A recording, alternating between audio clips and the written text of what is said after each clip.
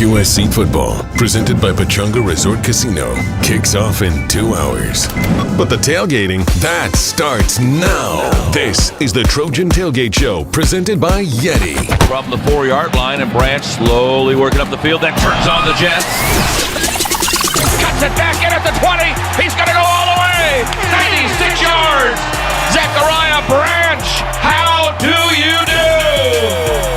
Brought to you by YETI. We make the gear that helps you stay out longer, travel farther, and live harder. By Pechanga Resort Casino, proud partner of USC football. By Stone Brewing, proud partner of USC athletics. And by Smart Stop Self Storage, the smarter way to store. Visit smartstop.com to reserve your space today. And now, here are your Trojan Tailgate Show hosts, Jordan Moore, Sean Cody, Sua Cravens, and Max Brown.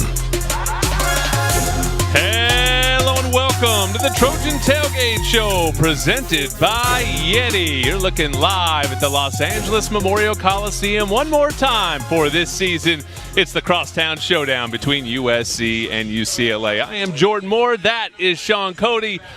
My man, Sua Cravens, and the QB, Max Brown, here to bring it home for you guys at the end of the regular season.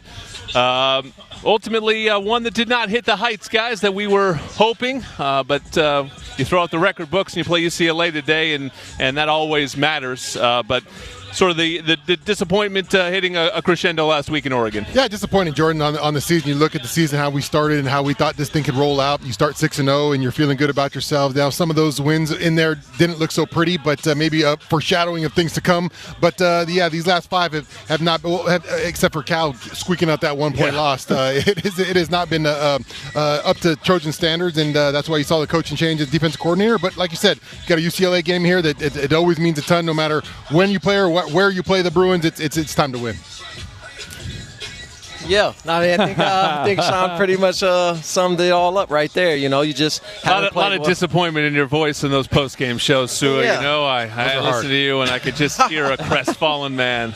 Yeah, you know, it's been like my fantasy team. A lot of ups and downs this year, but we just don't play well enough on defense. Caleb's have to be Superman. He got hurt doing it last year, and this year we just got game planned. You know, they said we're not going to let 13 beat us. Do it with somebody else, and unfortunately, we don't stick with the run long enough, and we can't stop anybody on defense. So, not a recipe for success. I will say the stakes of this game are interesting in that potentially Caleb's last game. One of the best quarterbacks this school's ever seen, one of the best college players the game's ever seen. And then on UCLA's side of things, interesting game for Chip Kelly and this staff. It feels like a must-win for them. Their future is a little bit warm these days. So even though for both these teams, it feels like both these teams were maybe the 2 underperforming teams in this conference, the stakes are still interesting in this matchup.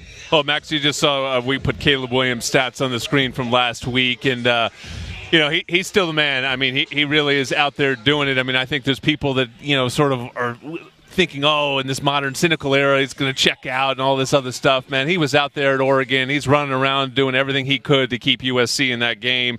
Again, his stats fantastic. He leads the Pac-12 in pass TDs and rush TDs. We'll put up a graphic on screen. Only 4 people have ever done that. Now, he probably won't do it at the end because, again, games played will be the issue, but he probably would have if he made a Pac-12 championship and then a bowl game. But it's still a pretty remarkable season. I'll take a page out of your book. A couple weeks ago, you were talking about, hey, there's this narrative that Utah had stopped Caleb.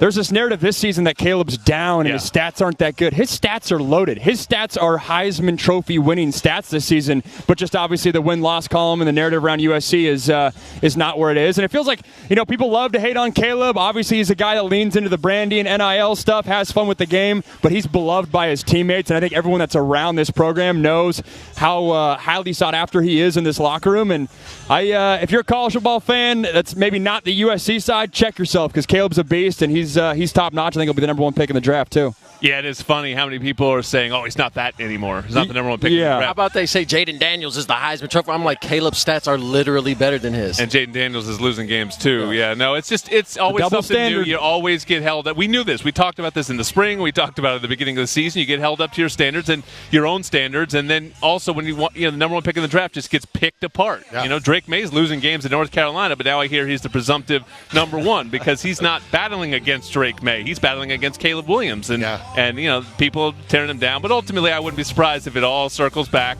and they go, yep, he's still that guy. We looked at it a little bit more, and actually he's pretty great. Yeah, I'm sure scouts are still watching and seeing this tremendous stuff he's been able to put on the field. I think Caleb kind of almost set himself up for failure in the way he said he's going to throw for 60 touchdowns this year and 0 picks, and so setting the bar so high, and then you see the stats, you're like, well, he didn't really reach his goals, but like you said, seems to be leading in a ton of different stats. Yeah, the biggest thing is the wins and losses. That's what Heisman has become in so many ways. Is going to be the best quarterback on the best team kind of thing.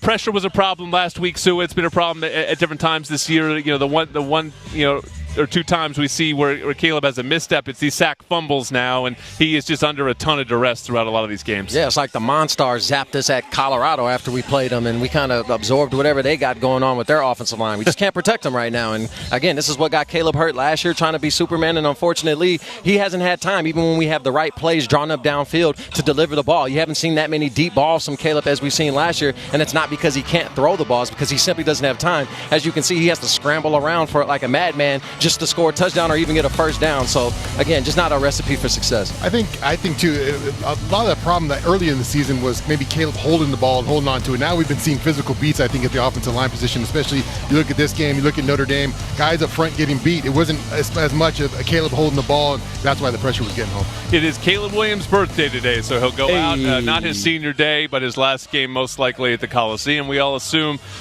He is still a junior, so he can come back certainly if he wants to, and I'm sure they'd love to have him back. But most likely, he is a presumptive top pick in the NFL draft. A guy who will come out of that senior tunnel, Max, is Taj Washington. We talked to him earlier this week on Trojans Live. He's just sort of been Mr. Consistency for this receiving core. I think there's always guys that fall under the radar, maybe a little bit underappreciated, but his stats, putting up numbers. He's top of the conference in terms of plays over 20 yards. Has a knack for coming up those big plays. And I think back to my time here, and there was always guys that, flew under the radar a little bit, whether it was, our buddy Steven Mitchell or like Tyler Vaughn's part of that crew, guys that are elite receivers, but for whatever reason might not get that respect walking into the game. Taj has a knack time and time again for coming up for that big play, and fun having him on Trojans Live Monday night. You can tell that his team loves him as well.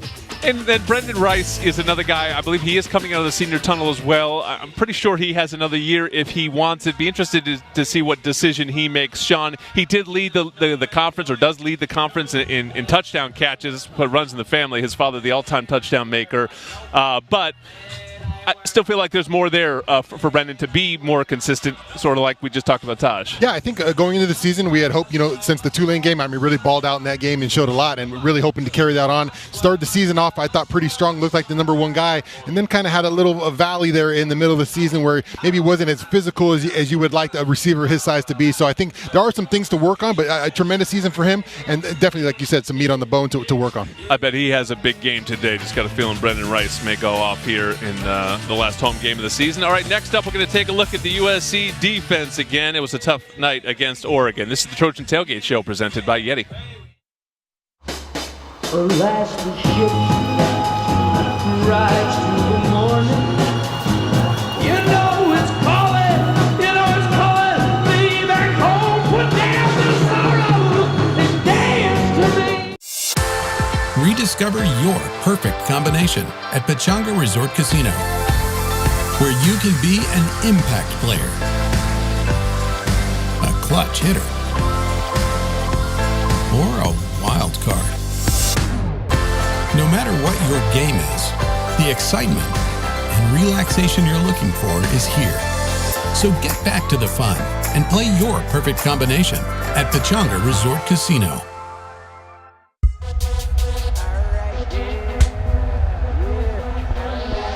He picks Higgins' pocket from behind, going all the way, gets fouled, and one! Juju Watkins, have yourself a day. Isaiah Collier, the freshman from Jordan, nice backdoor pass to Kobe Johnson for the right-hand throwdown. Juju Watkins picking up where she left. USC outscored the Buckeyes by 21.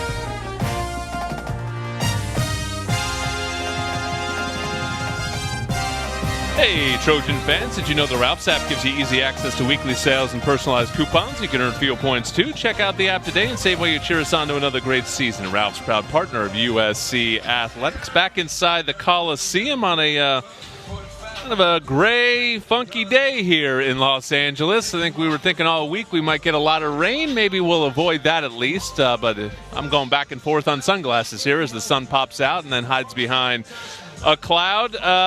Speaking of clouds, the defense remains under one. We thought, maybe a defensive coordinator change would spark some things, although I think we all thought internally, how much can you change in a week? And then the first drive of the game, boom, 77-yard touchdown. Second drive of the game, boom, 84-yard touchdown. That was pretty dispiriting. Yeah, very disheartening as a Trojan fan watching that one, the way it broke out. You obviously hoped Sean Nua and Brian Odom could put something together, a defensive plan that would work. Obviously, they were looking at trying to stop that run game and get that run game plugged up and left that back end uncovered. And Bo Nix and that talented wide receiver crew from Oregon took advantage. And, yeah, just hurt to watch that, really, Jordan, right? You wanted to see it come out. Hopefully the Trojans could put a game plan together to slow them down. Just not enough in the back end to slow that Oregon, like I said, wide receiver crew down. Yeah, Lincoln Riley said as much on our show this week. The issues particularly were in the secondary. We'll get to the pass rush as well, but just not being able to get people to the ground and go, okay, it's a 20-yard play, but a 77-yard play is rough. Yeah, 4 plays and almost a grand total of 200 yards passing in 4 plays. That's ridiculous. And then it's just pre-snap errors, and I'll go over it in my defensive game plan, but it's not even so much we're getting beat talent-wise and we're being out-schemed. It's literally us shooting ourselves in the foot pre-snap, and then, again, like you said, missing routine tackles down the field from some of our best players, and you just can't have that. Yeah, they are super decimated as well in the secondary. And that's what I was going to say. I feel like that's an element of this team walking into the season where we were expecting the depth to be a positive and something that helped us in November, and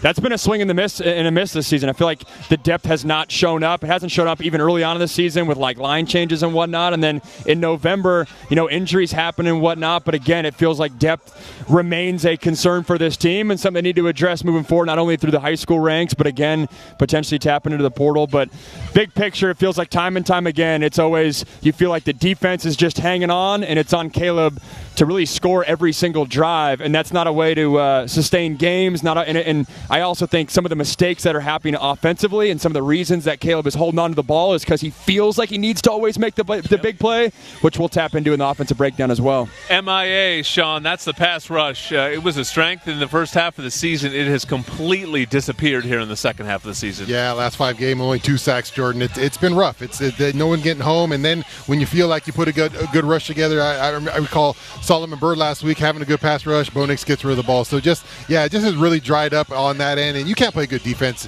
if you're not getting heat on the quarterback, especially with the level of quarterbacks in the Pac-12. If you're not putting these guys under some kind of pressure, they're going to perform. They're going to make you miss, and they're going to attack your back end. So yeah, just not enough up front, and it was pretty much all night. Just no rush on Bo Nix. As far as the Brian Odom and Sean Nua of it all goes, or at Oregon was a disaster to walk into if you're trying to fix things, or the number 2 offense in the country. And from that standpoint, there were some small improvements, particularly in the run defense was solid against Oregon, or at least held Oregon under its numbers. But today is maybe a little bit better of a matchup for them if they're going to really try to change things in an extra week. And certainly UCLA offense is struggling, but you look at that Oregon offense, it's a juggernaut, and it played out that way. Yeah, and you don't expect anything to change in 7 days' time. This is a culture and system that's been implemented the last 2 years. So if guys can forget it that quick in a week, you might need to be more concerned that they forgot coaching that fast. So it is what it is. Coach Nua had to work with what he had, and we didn't expect substantial changes or differences on the field. And Oregon was just the superior team then. Yeah, Kalen Bullock, when we talked to him after the game, said pretty much same calls. I think what we talked about was maybe fewer of them, or maybe more inspiration, but just it's not like all of a sudden the scheme was completely different. And overall this season, Max, when we look at the defensive side of the football, everyone said going in, you won't have the same turnover luck that you had last year, and that's exactly what's happened. The ball's been on the ground actually more this year, and USC's picked up fewer fumbles. It's just the ball bounced their way last year. I kind of see it with Washington this season, where I'm like, is Washington that good? They're good on offense. I don't think they're very good on defense, but they're just having that year that USC had last year, and And, Oregon last week drops the ball in its own end zone and then kicks it forward and picks it up. I mean, it's just, that's how it's going to regress a little bit. You see the numbers on the screen. Yeah, we kind of knew last year it was a big talking point of like, oh, Alex Grinch, this is his identity. But in the back of your mind, you're like, is it identity or is it just a snowball effect of momentum that the team's taking advantage of? We're seeing the clip right here. I will say, though, not only is the defense for SC different this year, but the offenses in the Pac-12 are much more loaded. And true. Today's matchup is unique in that this is not a loaded offense. This is one of the few offenses in the conference that has struggled and has underperformed and is still searching for their quarterback answer in November. So it will be interesting to see what the USC defensive game plan is today, because I do think you don't have to be as much back on your heels preventing the big play. You can have a much more aggressive mentality trying to get after whoever ends up starting for the Bruins. Well, it's basketball season, guys. Men's team needs a little injury luck to go their way. They had some major players, two of the 5 people on this graphic, missing this week as they lost to UC Irvine. But Collier certainly lived up to the hype. And on the women's side, Juju Watkins. I saw her highlights. She's balling. Oh, man. Oh, my God. Incredible player. Go to usctrojans.com/tickets and get to the Galen Center to watch these two teams all season long, both ranked right now. All right, we come back. Max and Cody will join the stage. Cody Kessler, this is the Trojan Tailgate Show presented by YETI. You can feel it. A force that moves everything around it. With intensity and power that comes from deep down inside. Full-time fans, your passion is unshakable. And you deserve a reward. Modelo, the mark of a fighter. What if you could use retirement accounts to invest in crypto? With iTrust Capital, you can. iTrust Capital allows you to invest in your favorite crypto assets 24/7 with the tax benefits of an IRA. So instead of paying taxes on your crypto gains every year, you can defer taxes till you retire using an iTrust IRA. Or with an iTrust Roth IRA, you can withdraw tax-free at retirement because you're in this for the long haul. Start investing today at iTrustCapital.com. Hi, I'm so sorry. I'm trying, honey. Going as fast as I can. Are we gonna be late? Oh, hold on, the gift. I'm so late. Get over it, I'm sorry. We're always late. Always. What do you think of my cookies? It's not my sweater. This holiday season, how we get there matters. But being there matters more.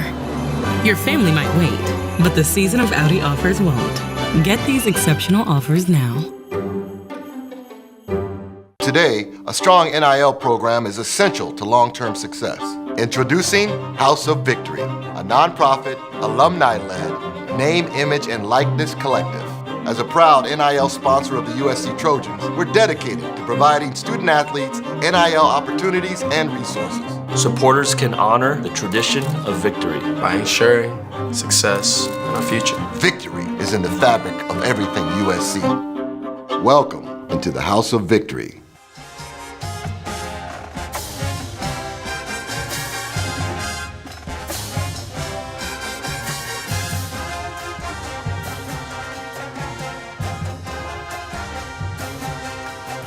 AM PM, too much good stuff. A proud sponsor of USC Athletics and the Trojan Tailgate Show. And USC football is brought to you by your local SoCal Audi dealers. Welcome back live to the Trojan Tailgate Show presented by YETI.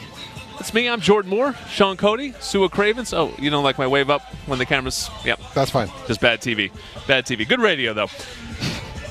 Cody Kessler joins us on stage now. It's time for the offensive game plan. Hot route! Red 7, red 7, red 7! I don't know what red 7 means. The USC Trojans offensive game plan is brought to you by AM PM. Too much good stuff. We're starting with Caleb Williams. We talked about it in the open. It feels like he's continuing to have to play like Superman. And as we get into the first play, I felt like the Oregon clip showed when Caleb feels like he needs to be Superman, sometimes he has a knack for passing up checkdowns. Check out this play right here. You got a bunch formation on the bottom of the screen. They're trying to dial up Taj Washington on just a little delay and then in route. And as the play resumes, you're going to see Caleb take this snap, and continue to keep his eyes down the field. And Taj Washington, he's open right there. Get the ball to him. It's a third down. I believe actually this one's second down. Get that completion and move on. But you can sense it. Inside Caleb, he always feels like he needs to have the big play. They need to score touchdowns in a hurry. He passes up that open completion, flushes outside the pocket, and this is where Caleb's special. This is what you love about Caleb. He's going to make this throw down the field to Dorian Singer. It's a huge play. It's an exciting play. It's what's great about this offense. But to me, the flip side is also a concern where, hey, that guy underneath is open right now. Take that completion and move on. But you can tell that Caleb doesn't feel like he has that luxury. Another example right here. Second play. It's 4th and 4 late in this game. He's got his tight end, Lake McCree. He's open in the flat. Right now, take it, move on. At this point in the game, though, they're down 2 scores. It's in the fourth quarter. Caleb sensing that he has to score in a hurry. We have to put points up because I don't know if I can trust my defense. Passes up on a easy first down completion to Lake McCree right there. Elects to go down the field to, I believe this is Taj Washington, and it's broken up. We get lucky here. There's a flag on this play, but again, another example of this internal feeling that we have to score in a hurry, and it happened again on a completion right here. Or I guess this one's an incomplete pass. Caleb steps up in the pocket, feels like he has Brendan Rice, home run shot, post down the field. But that's tight coverage down the field. Look at the 2 dudes underneath. Both of those guys are open. Kyron Hudson working right to left, and then the check down into the flat. There is no one within 10 yards of that. To me, this is not a criticism of Caleb Williams. This is a criticism or the impact of the defense not being able to hold up and week after week feeling like you have to score in a hurry. I thought it was on full display in that Oregon game. You complete that pass, you cut it within 1 score in the fourth quarter, that the outcome could have been a lot different. Yeah, and I want to show you the opposite side of this. I want to show you kind of what Max is talking about of being efficient, getting the ball out of your hands, being decisive. But there's 2 parts to that, protection and wide receivers creating separation. Now, if you take a look at your screen, the first clip I want to look at is a crossing pattern here. At the bottom is Kyron Hudson. He's going to run a deep over, and in the middle of your screen there at the slot is Taj Washington. He's going to push up vertically, beat man-to-man coverage, and then move across the field. Now, as this ball snapped, you're going to see Caleb do a great job of knowing this is man-to-man coverage. I know who to go to. I'm going to pick and stick. 5-step drop. Yes, there is a little bit of pressure in his face, but he does a great job of sidestepping, and this is an unbelievable throw, throwing off platform, putting the ball perfectly to Taj Washington. Look at all of that space that he has, and the most important part about this is an accurate throw. That allows yak. That allows yards after the catch, and as this play finishes up, you see why that is important. Taj Washington can pick up extra yards, huge explosive plays, but that's Caleb being decisive, the offensive line holding up, and wide receivers creating separation. Now, the next one I want you to look at, and another way to take that pressure off the offensive line is having quick game in your playbook. And the big part of that is it doesn't have to be a hitch, a slant, and it's 1 yard, 5 yards, whatever it may be. You can have explosive plays off of quick game, but that takes protection holding up, wide receivers getting open, and Caleb making the right decision and being decisive. You're going to see Mario Williams go in motion here. This tells Caleb that it's man-to-man. It's going to pull that defender out of the play, and the most important part of this is Brendan Rice winning up top on the slant route, and Oregon actually brings a single linebacker pressure here, so there's no one in the middle of the field. And again, the most important part of this play and why a quick game route turns into an explosive play, this ball is in perfect ball placement. If it's in his stomach, if it's a little bit behind, the defender can make him play, but it's on the upfield shoulder. Brendan Rice does a great job of picking up an extra 30 yards, physical run, and it's a great job of Caleb Williams being decisive. Max just talked about trying to do too much. Today's going to be a huge challenge, Jordan. UCLA has one of the best pass rushes in all of college football and probably the best pass rush combo in Latu and Murphy. You know, I thought, guys, one thing that really hurt last week, too, was Oregon was able to take the run out of USC's playbook. They did it a little bit with the scoreboard and created that pressure and anxiety that you were talking about, Max. But they also did it, by slowing down Marshawn Lloyd, slowing down Austin Jones, and USC got very one-dimensional last week. And I feel like that's the fine line, right, is you always want the explosive plays and utilizing Caleb's right arm, but if you blink and a couple possessions go by and you haven't activated Marshawn Lloyd or Austin Jones, good to have Lloyd back last week. You can feel his explosiveness, but that's always, you just get the sense that Lincoln struggles with that, right? He wants to establish the run, but he also knows he has the best the best player in college football, and you got to utilize that. So be interesting to see how they handle that. To exactly Cody's point, this is a elite defense in UCLA. I think they're going to try to make you one-dimensional, have to have the run game be an impact. Yeah, Max just said it. They have the #1 run defense in all of college football here with UCLA. Only allowing 70 yards per game. But the thing with that, Jordan, and especially in college and when you get to the NFL, offensive play callers want it to look good, right? If they run a couple plays and it's only 1 yard, tackle for loss, and you have Caleb Williams, it's easy for Lincoln Riley to want to get away from that. Now, the positive is UCLA doesn't have an explosive offense that we're used to seeing. I don't know who's going to be at quarterback today, but they've struggled a little bit there, so I don't know if it's going to be quite the shootout that we're expecting, so hopefully we can play complementary football and continue to run the football late in the game. All right, that is Cody Kessler. He's been joining us all season long. We appreciate you being part of this show, Cody. The Victory Podcast runs all year long, so just because this show is over after this week, you can catch great USC football content with Cody Kessler and Keely Orr on the Victory Podcast, so be sure to download that. In 2024 football, well, that'll be here before you know it. Season ticket deposits are already available at usctrojans.com/2024 deposits. The home schedule next year is going to be awesome. Penn State, Nebraska in here, Notre Dame in here. Going to be a fantastic season, so make sure that you get your season tickets right now. All right, our defensive game plan. Sean and Sua are next on the USC Trojans Tailgate Show, presented by YETI. It's so sweet and savory. It's so freshly baked. Perfect combo. Quality and convenience. Now go ahead. Tungus, know what you want to do. Oh, that good one.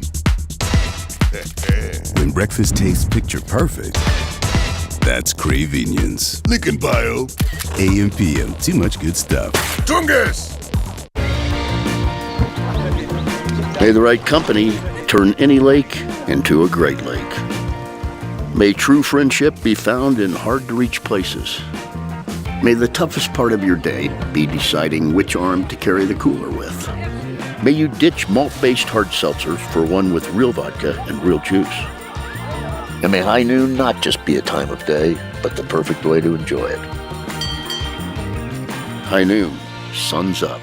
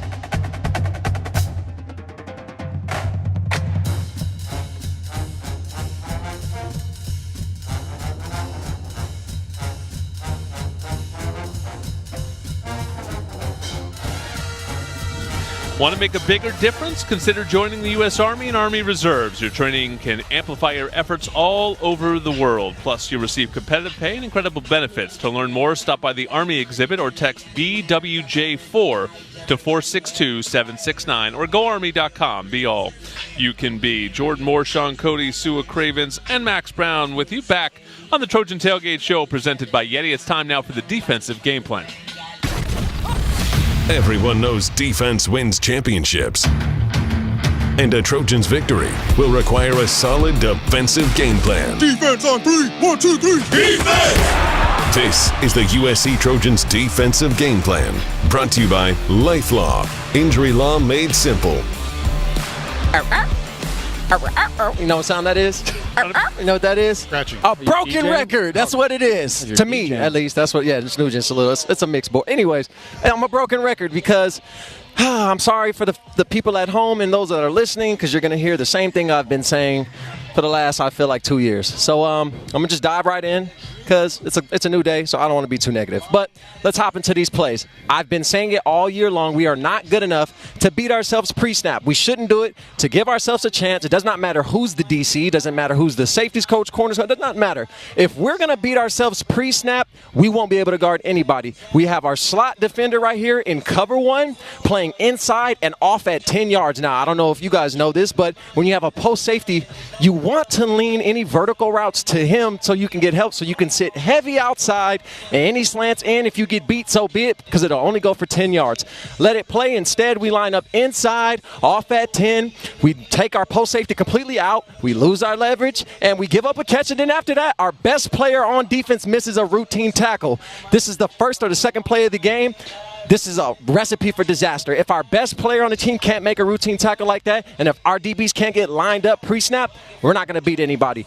Same exact thing right here. Our boundary corner, instead of using his post safety, lines up at 10 yards off, lines up inside, completely playing away from his leverage, and again, we get beat. Let it play. This is an easy tackle for a slant. Instead, our corner speed turns instead of man turns, and then our safety, who's at 40 yards deep, takes a terrible angle and gets beat.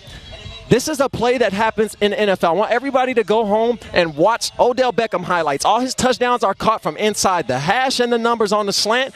In order to stop that, you need an aggressive safety that takes a direct line and angle to make that tackle. You also need your corner to man turn when he plays man. And then lastly, miscommunications before the snap. Nothing to do with skill, nothing to do with play. We are clearly in quarters defense.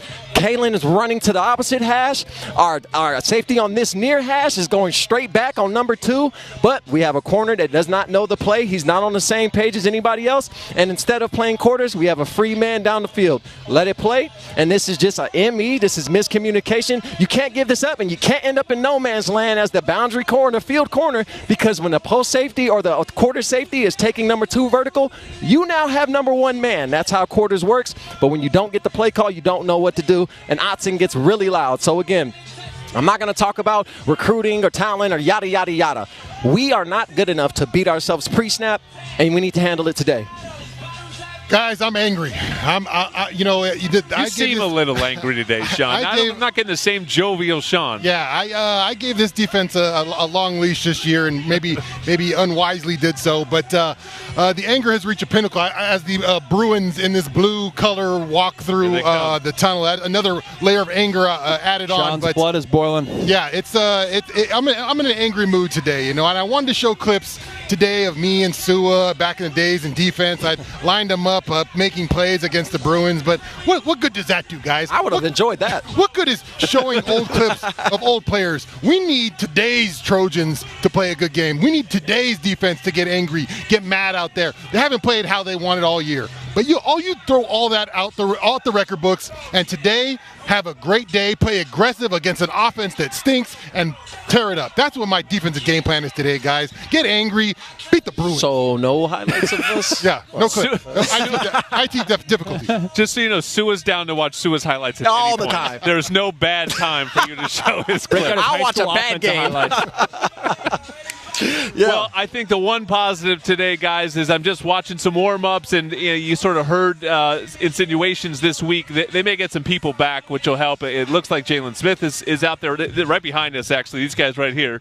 This is all the secondary. So I've watched Jalen Smith warm up. I've actually watched Jacoby Covington warm up. I can't remember the last time he has played. It's been a minute. So, last week at a certain point, you had Mekhi Lemon out there, and, a lot of Prophet Brown, just guys that were really inexperienced. So, maybe Sua, that'll help them today to just have some more experience back. Yeah, if you got nothing to lose, you can't be wrong. It might be your last game in a Trojan uniform. Just go play fast. Just play fast. Yeah, their best cornerback throughout the year, Christian Oluwaseun, was banged up, and he played banged up last week, and you can see him kind of hobbling out there. So hopefully he's feeling a little bit better this week. I also think you want to see this pissed off nature right here. You want to see some of that from these guys too. I think the skill is not as decimated as I think the defense is playing. There's dudes out there. There's plays to be made. Flip the mindset, rivalry week, show up and make a play. Do your assignment. All right, guys, the Junior Trojans package is officially on sale. It's just $40. Visit usctrojans.com/kids club to purchase your membership today. All packages include complimentary men's and women's basketball tickets right after sign up. All right, our impact matchup is next, as these guys have alluded to. This is a contrast of styles today. We'll get into it on the Trojan Tailgate Show presented by YETI. Personal injury suits can be scary and full of questions. How can I pay for it? If I've been in an accident, who fixes my car? Who pays my medical bills? And will it all be worth it in the end? LifeLaw simplifies the process, answering your questions and more by providing 24/7 support that's clear and precise, while offering the latest in technology to let you know where your case stands at all times. Good news. LifeLaw. Injury law. SeatGeek is the ticketing app for fans like the High Five Strangers guy. Game-winning interception? First down? Just a nice, solid tackle. If you're in arm's length, you will be swapping skin with this extrovert. You see, he knows SeatGeek got him a great deal on tickets, so he can focus on what he does best, smacking palms. SeatGeek handles the tickets to sports, concerts, and more, so fans can fan. Caleb Williams, quarterback, USC.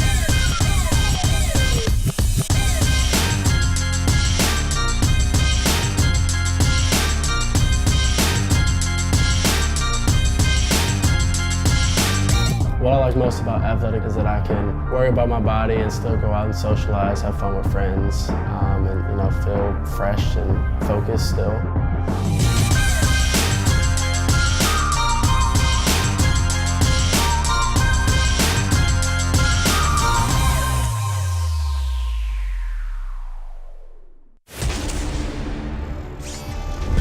Wow, we're crunching tons of polygons here. What's going on? Where's Regina? Hi, I'm LaDonna. I invest in Invesco QQQ, a fund that gives me access to NASDAQ 100 innovations like real-time CGI. Okay. Yeah, don't worry, I got it. Become an agent of innovation with Invesco QQQ. Before investing, carefully read and consider fund investment objectives, risks, charges, and expenses, and more in the prospectus at Invesco.com.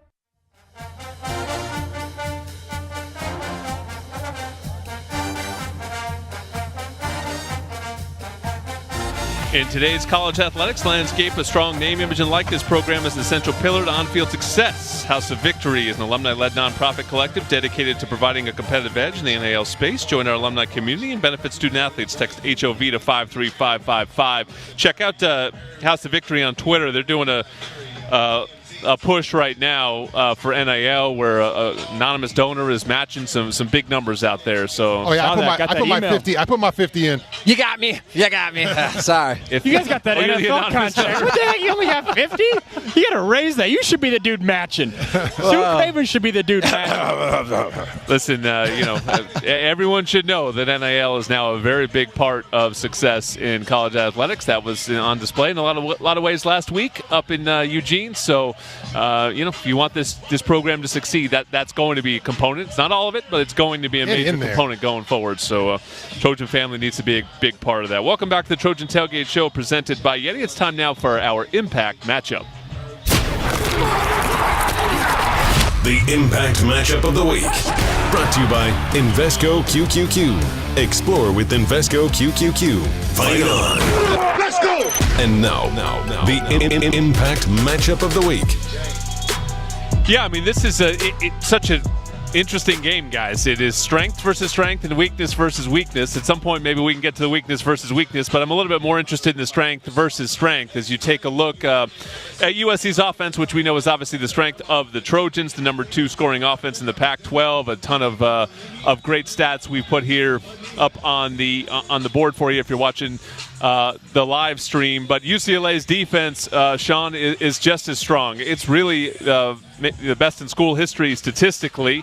You have some questions about their opponents that they played, but they certainly, with the schedule they face, have absolutely dominated.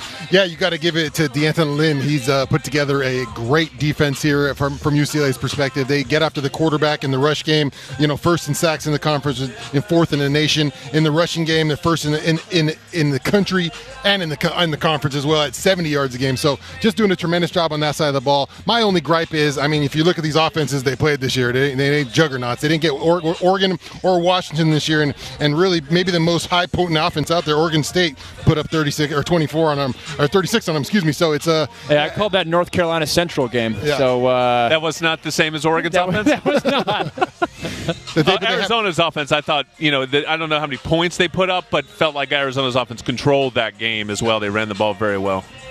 Yeah, and I like this defense because they got a guy, Clancy P, upstairs in an analyst role, and he has those NFL eyes, and I can see in their front seven, they kind of do similar things that we did here in 2013 when he was here. So they're just an aggressive defense. They play fast, and that's what makes them really good. They have a great player, Max, in Leatu Latu. Leatu Latu, yeah, it was a big get for them, him coming back to school. That's how big time this guy is. Edge rusher on the outside. They love his ability to bend around the corner. That's obviously a premier trait as a pass rusher, super athletic. They have the twins as well, pass rushers on the other side, and then just the depth as they can get to. They can get to 12 guys in that front seven rotation. So especially in the second half, wearing you down that way. It's and we talked about on Monday night too. For USC fans, this was a UCLA defense that struggled last year, made a change, and have made a huge stride.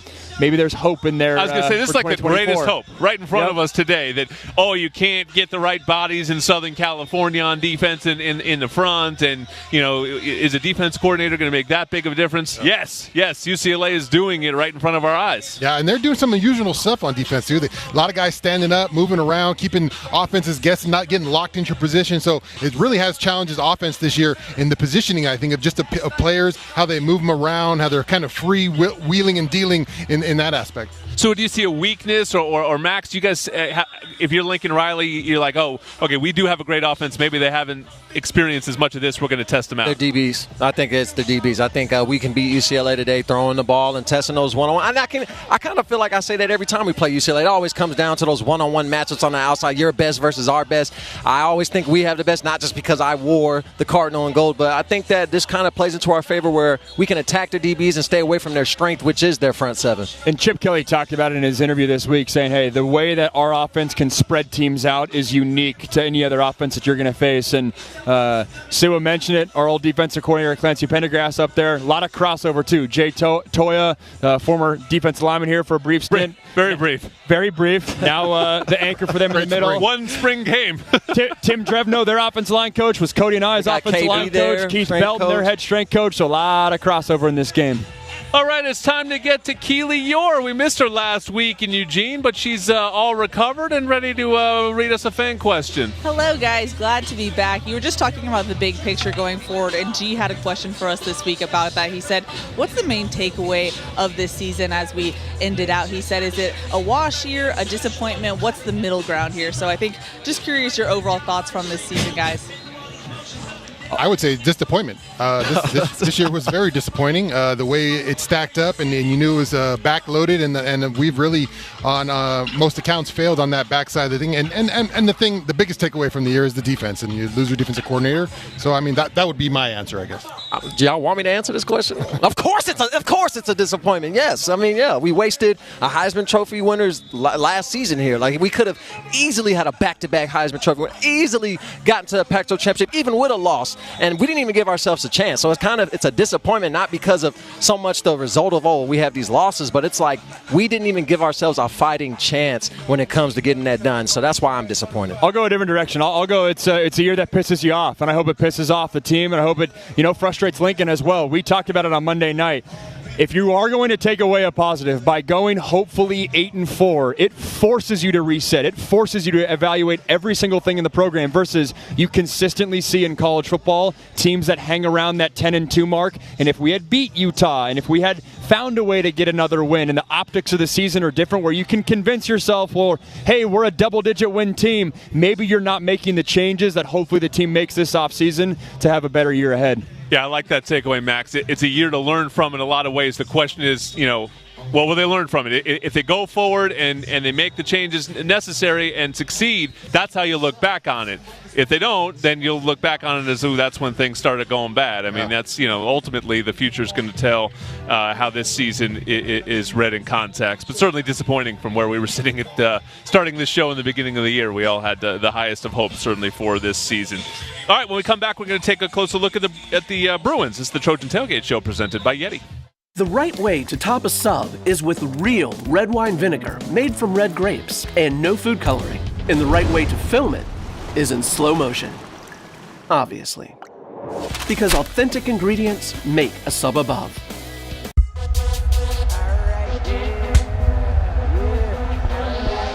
He picks Higgins' pocket from behind, going all the way, gets fouled, and one! Juju Watkins, have yourself a day. Isaiah Collier, the freshman from Georgia. Nice backdoor pass to Kobe Johnson for the right-hand throwdown.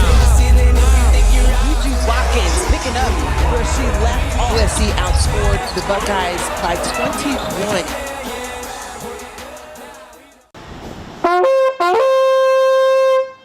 Trojan Tailgate Show team, assemble!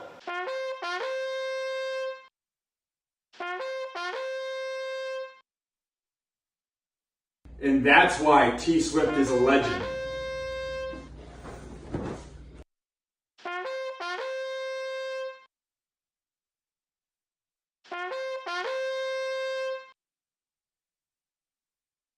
Hello and welcome to the Trojan Tailgate Show, presented by YETI. Sometimes faster isn't always better.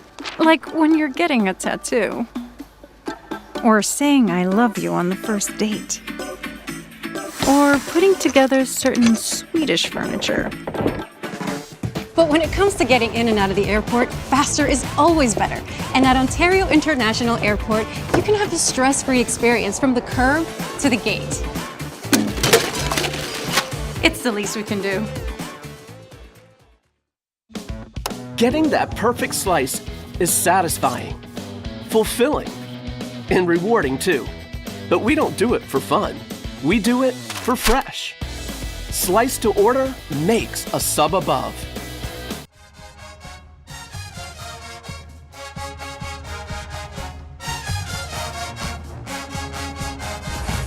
Well, it's still kind of warm here at the Coliseum. If you're feeling the heat, LADWP has rebates up to $225 on new air conditioners to help you beat the heat and save money. And Trojan fans, did you know the Ralph's app gives you easy access to weekly sales and personalized coupons? You can earn a few points too. Check out the app today and save while you cheer us on to another great season. Ralph's, proud partner of USC Athletics. Jordan Moore, Sean Cody, Sua Kravitz, Max Brown with you on the Trojan Tailgate Show as the fans start to file in what is expected to be a sellout here for the Crosstown Showdown. It's time now for our scouting report. It's time for the Scouting Report, brought to you by Stone Brewing, proud partner of USC Athletics. Now, we're going to help you get to know today's opposing team. Sean, there's warm seats, there's hot seats, and then there is what's the temperature under Chip Kelly for this one? I mean, there were reports all week that I think win or lose, he's done after this game, which is bizarre because they do have another game still to go and ultimately a ball game, but you get the sense that the Chip Kelly era has run its course in Westwood. Yeah, it feels like that. You know, you get all week you heard, maybe it happened before this game or after this game. You don't know what's going on. But you lose to Arizona State at home, who was a really, I think, a nail in the coffin for them. You know, a Bruin team that thought they had higher aspirations this year and just really got controlled by an Arizona State team, especially offensively, where they, come out with a swinging gate and then do all kinds of fun things where they're looking like they're trying to win the game, whereas Chip Kelly kind of played it conservative the whole game. I think that's kind of where the Bruins fans stand is like, hey, why were we out there trying to win the game more like Arizona State was? So life is about timing, and for UCLA, the timing is just not right.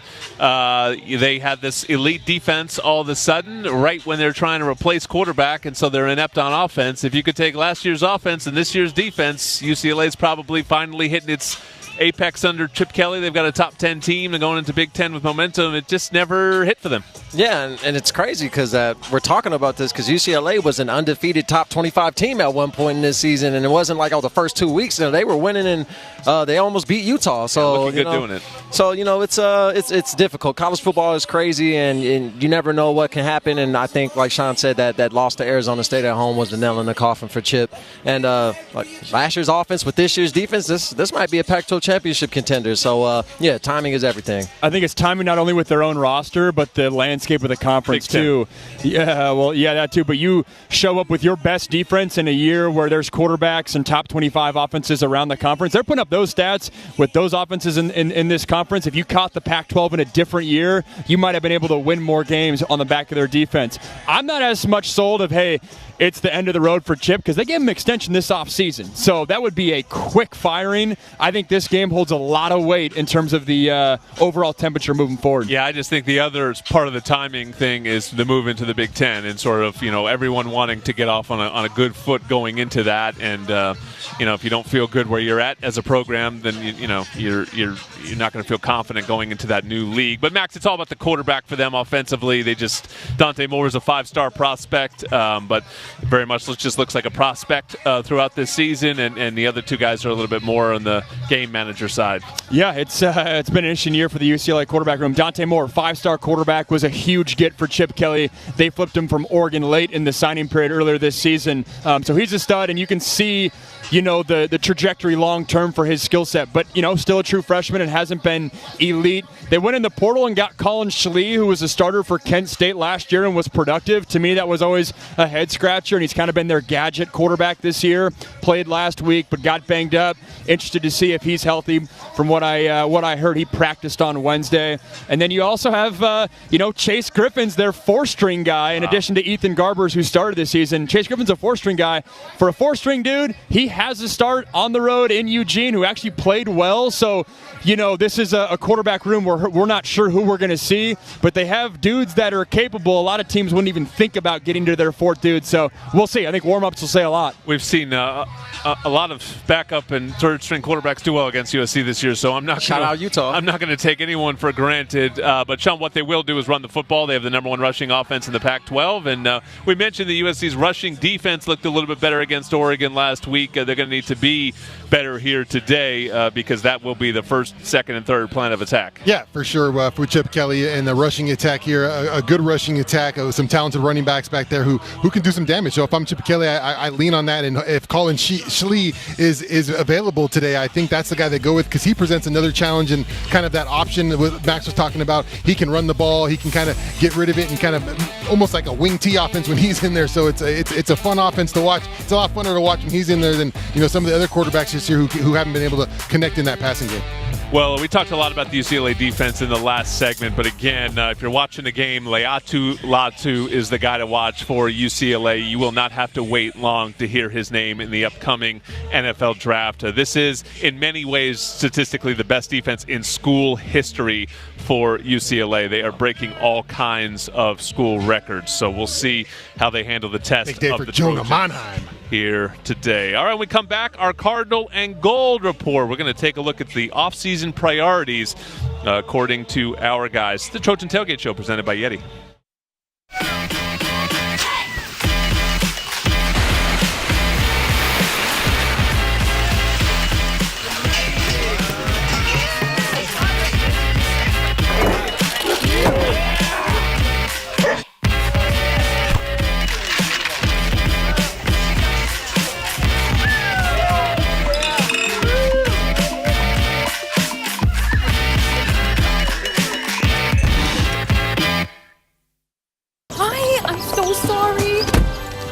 I'm trying, honey. Going as fast as I can. Are we gonna be late? Oh, hold on, the gift. I'm so late. Get over it, I'm sorry. We're always late. Always. What do you think of my cookies? That's my sweater.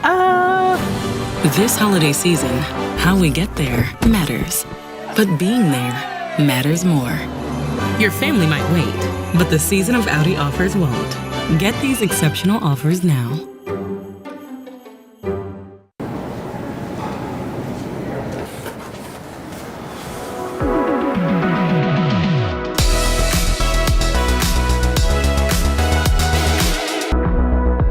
Did I mention Smart Stop Self-Storage has state-of-the-art security systems operating 24 hours a day? So we see everything. Everything.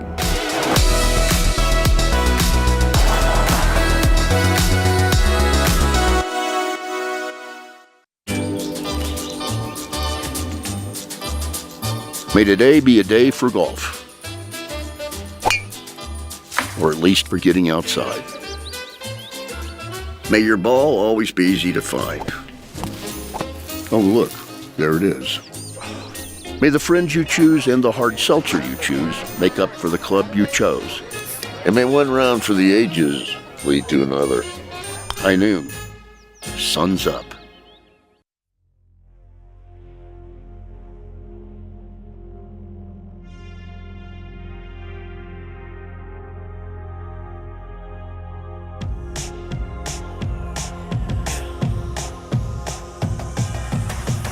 No one gets you closer to college football than SiriusXM. Download the SiriusXM app and take your USC Trojans with you all season long. Tune in to SiriusXM Pac-12 Radio for news, analysis, and more straight from your phone. No car required. Back inside the Coliseum, Jordan Moore, Sean Cody, Sua Cravens, and Max Brown.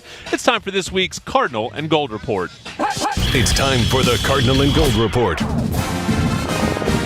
Cardinal and Gold! Presented by Pechanga Resort Casino, proud partner of USC football. All right, this is our big picture topic segment, guys, and I asked you each for off-season priorities to pick one. You know, obviously there's a lot for this program to learn from. We sort of talked about that in a previous segment. What will they take from this season to succeed going forward? Sean, what you got? Well, Jordan, you said one, but I took two because there's a couple. You don't like rules or boundaries on this team. You know, first and foremost, I think mental toughness has been lacking in this team for a while here, and that's something that Lincoln Riley I think has to do a better job with this team. Now, obviously, it has nothing to do with fight. I think this team has fought all year. They've been in some battles, but mental toughness to me is different. It's a bit that ability when your back's against the wall to make the right decisions. And I just think time and time again, you've seen it this season where this team kind of takes the easy way out instead of being locked into that hard approach to football, and that really sticks out to me. And the other thing is situational awareness. And I think as you look at the defensively, it really stuck out with down and distance and time of the game. But I also think offensively and special teams wise, some of the situational awareness this team has shown has been a little spotty at times. So I think those are two things that they can work on in this offseason under Lincoln Riley. I combined your two things into the mental game because both of those are between the years. I mean, that's what you're talking about. Sua, I think you're talking about a little bit more physical things. Yeah, recruiting front seven, getting guys like these two guys right here behind Antoine Woods and Devon Kennard. Getting guys like this, because my freshman year we only had about 50 scholarship players and we had like 3 walk-ons starting on defense, and we still managed to be a top 3 defense in the Pac-12 because it's all about winning that battle in the front seven. When you got guys that are 300 plus across the board and then 2 physical Sam linebackers, Sam and Will, it's hard to run the football. We haven't seen that at USC in a little while. We need to be able to get into the South and the Midwest and start recruiting immediately. I think for me, I mean, Sean, you guys both talked about it, but so much of it's just the mindset and the identity. But to give you something more tangible, scheme-wise, very interested to see where that defense goes. I think the scheme that we had defensively won't work in the Big Ten, given all the run offenses that we're about to see. And I also get the sense that with this, Alex Grinch-based defense, it was a lot of slant. It was a lot of vast blitzing packages. We're USC. We don't need to out-scheme guys. We can line up with 3 or 4 calls, play those consistently week in and week out, and lean on our talent, lean on our physicality, lean on our mentality. We don't need to reinvent the wheel. We're not undersized or outmanned. That's not what USC is, and I want to get back to a scheme that's more meat and potatoes. I do think we're a little undersized, though. I mean, so I'll lean into Sua's a little bit for mine. I've been talking about this a lot for a while, but just this week, ever since I started watching Isaiah Collier, I mentioned him earlier for the basketball team, some people are just built different, Sua. Yeah. I mean, that's just it. Like, you can coach, you can bring in all the strength coaches you want. Isaiah Collier is just bigger, faster, and stronger than the guys out there. That's why he's the number 1 recruit in the country. So, sure, it's easy to just say, go get the number 1 player. But you can go get body types that I think are a little bit different. And when we play against Oregon, sure, but when we play against Oregon State, when we play against Cal, and we play against Arizona, it looked like the teams were bigger than us. I think we need to start looking, and it's not necessarily this staff, because I do think they have started doing that. It takes some time. But we need to change the body types around here a little bit to those guys standing behind you. Antoine Woods is just bigger than the guys we have playing up front. Devon Kennard played linebacker here. Yeah, I always know we're going to fare well in the run when I see about 7 or 8 guys on the team that have 8 vowels in their name. We don't have as many Usos on the team. We don't have a lot of Polys on the team this year. See, that's where I push back a little bit. We got Lucas. He's a 5-star defensive end. We got Bear Alexander. We have dudes that can anchor. Obviously, we can level up. Obviously, we need to level up. But that was the narrative last year, this like underman, outsized type of deal. There's talent on that defense that you can unlock. I think there's talent, but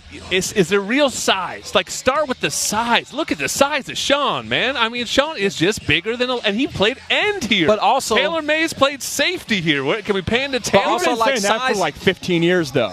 I was 235 my freshman year here. That's why they at safety. I was watching. I was feeling bad about myself this week, and so I turned on some old highlight tapes of the defenses that played in our era, and I think I reel back to the Lofa Tatupus, the Brian Cushings, the Ray Malugas. I mean, these guys are big dudes, and they were coming downhill, and UCLA wasn't running the ball at all, and it was like just awesome to watch. It made me feel better. And I don't know what body size we need, but we just need better defense. But to play into what? We have 3 5-stars in our defensive line room right now. But to play into what Max is saying, it doesn't matter how big you are. If you don't know how to use your hands, you're going to get washed out of a gap. So yes, it goes hand in hand. Some dogs. Mike Patterson wasn't a big guy. He was a dog. If you see the guys that they're starting to recruit, and again, it takes some time, like an offensive line, the freshmen they brought in, Alani, Noah, Elijah Page, these guys are bigger. Like, you will see them. It's just going to take time. That's the problem. You can go to the portal and try to solve some of these things, but to develop these guys, it takes a little time. But they're bigger. We had Damian Mama and Vianney and Toa Lebanon. Zach Banner. Those are all Usos. Zach Banner, there's all you need to say. Shout out ZB, baby. Yeah. No hip ZB. We won a Rose Bowl with Zach Banner at right tackle. His size helped. Can I get a ring for that, by the way? I was fresh off that squad. Let's get to rate that trip right now. Hey, I need that ring. I was on the team. Oh, my gosh. Your Trojans are in the building. Caleb, over here. Caleb. And it's time to rate that drip. Presented by Zern Elkay. There's Brendan Rice on his senior day. What's he rocking? Extra sexy on senior day. Got the breast assist out with the shirt button half down. Hey, it's the last day here. You got to go crazy. He's not worried about the rain. That's not rain gear. That's Jude Wolf. What is that? Yeah, what were these dudes going to do if it rained? Those look like dice on his Is that a Nike cardigan? Yeah, there's a swoosh on there. That's actually pretty cool. Like that. Jude Wolf, another guy on his senior day. Marshawn Lloyd. He has eligibility back, but looks like we're going Cardinal on Cardinal sweatsuit there. That's He's got the laptop little briefcase right there. You know, he's watching the film before the game. Oh, hey, Kyron, bro, I'm not going to lie. I need to know who's designing your fits because you've been killing it on the low this year. Not too flashy, but just always correct. Elite. That's sharp. Elite what color drip. Is that? That's a salmon. Okay. Love to see that no guys are going blue. Yeah, Can't be doing that. Yeah. Zachariah Branch is ready for the weather. That looks like some all-terrain gear he's got going on. That's welcome to death row right there. I like the beanie, too. And then the man, the myth, Caleb Williams. Timberland. His final game. Tims. The cool uncle fit. He's got the Big Ten Tims on. That's as casual as you'll ever see Caleb. We got one more. Hey, there's our guys. They wore Cardinal. Sua sent out a message. He wanted us all to wear the same thing. And Max, your great teammate, the only one to listen. Got you. That's that roomie love. Yes, that's that 2013 roomie love. Sean didn't listen, everybody. He's an individual. This is why we can't tackle anybody out here. Because of Sean. Team game. Look at Sean. Look at Sean just sticking out. All right, we're going to go to break. When we come back, we got a guy with a Rose Bowl ring. It's Juju Smith-Schuster. He's next on the Trojan Tailgate Show presented by YETI. Rediscover your perfect combination at Pechanga Resort Casino, where you can be an impact player, a clutch hitter, or a wild card. No matter what your game is, the excitement and relaxation you're looking for is here. So get back to the fun and play your perfect combination at Pechanga Resort Casino. You've earned this, so hold it up high. You clock in for happy hours and holidays, late nights, and regulars. When others go to play, you go to work. Because you don't just carry kegs, you carry the night. You are a fighter, and this is your reward. Modelo, the mark of a fighter. Today, a strong NIL program is essential to long-term success. Introducing House of Victory, a nonprofit, alumni-led, name, image, and likeness collective. As a proud NIL sponsor of the USC Trojans, we're dedicated to providing student-athletes NIL opportunities and resources. supporters can honor the tradition of victory by ensuring success in our future. Victory is in the fabric of everything USC. Welcome into the House of Victory. SeatGeek is the ticketing app for fans like the High Five Strangers guy. Game-winning interception? First down? Just a nice, solid tackle. If you're in arm's length, you will be swapping skin with this extrovert. You see, he knows SeatGeek got him a great deal on tickets, so he can focus on what he does best, smacking palms. SeatGeek handles the tickets to sports, concerts, and more, so fans can fan.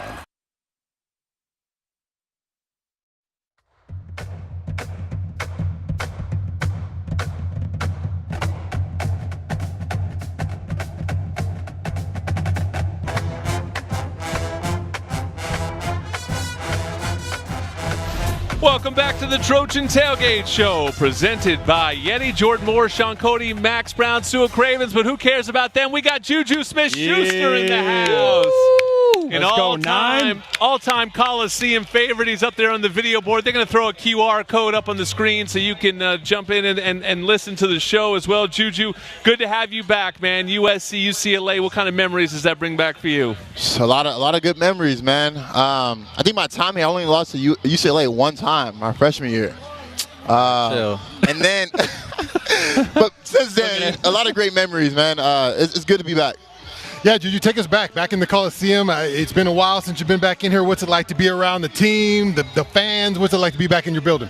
I mean, it feels great. It's exciting. It's crazy to see, like, you know, being on the wall, seeing all the numbers, and it kind of brings me back to like the reason why I came to USC, you know. And I see why a lot of guys come here nowadays. And the big difference is that, you know, the NIL, man, that's like the biggest thing. So it's like, must be nice to be on the wall. I wish, right?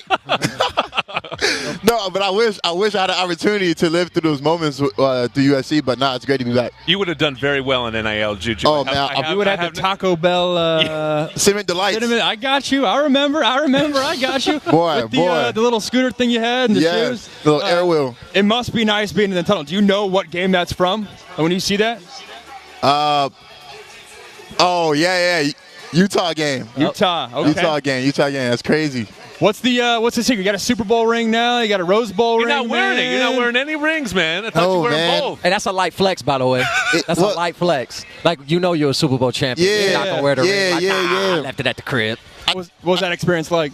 Man, it's unreal, man. I mean, you talk about things like that as a kid, dreaming like that, like, you know, winning the Super Bowl, watching games every single year, and then have the opportunity to go into the game and have an impact.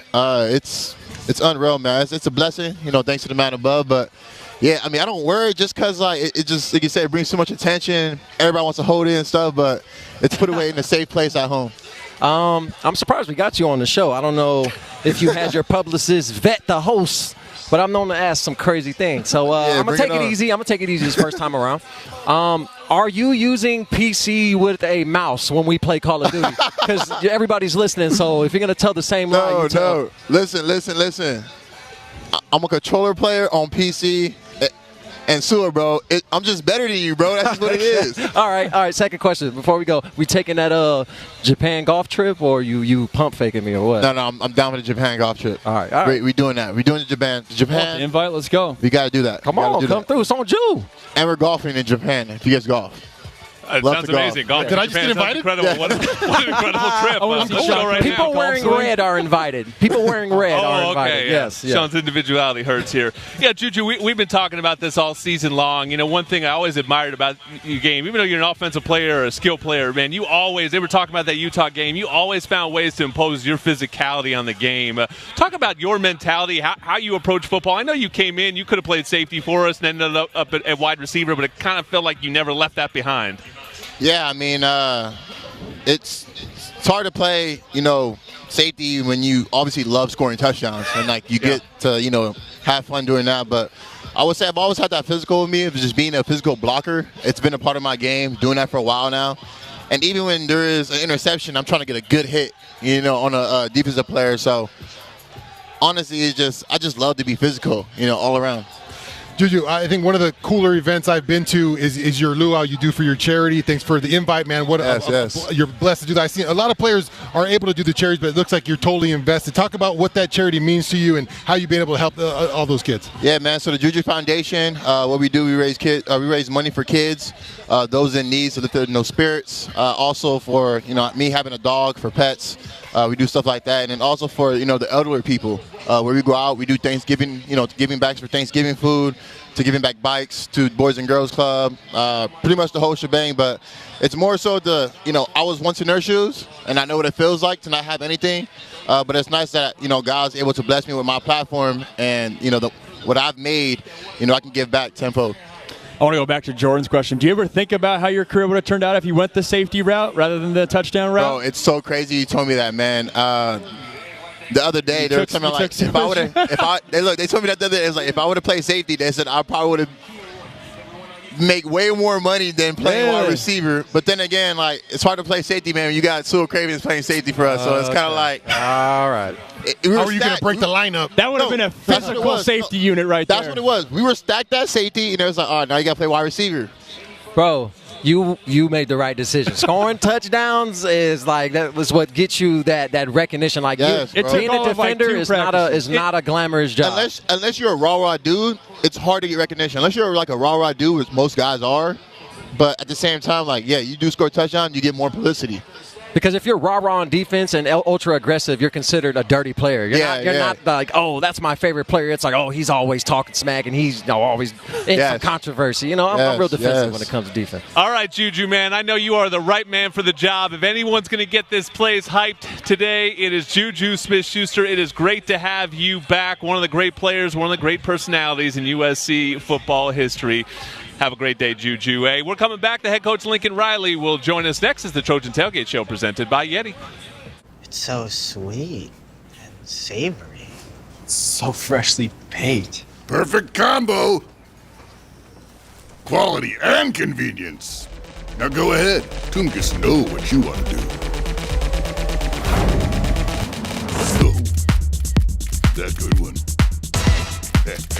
When breakfast tastes picture perfect, that's Cravinians. Link in bio. AM, PM, too much good stuff. Tungus!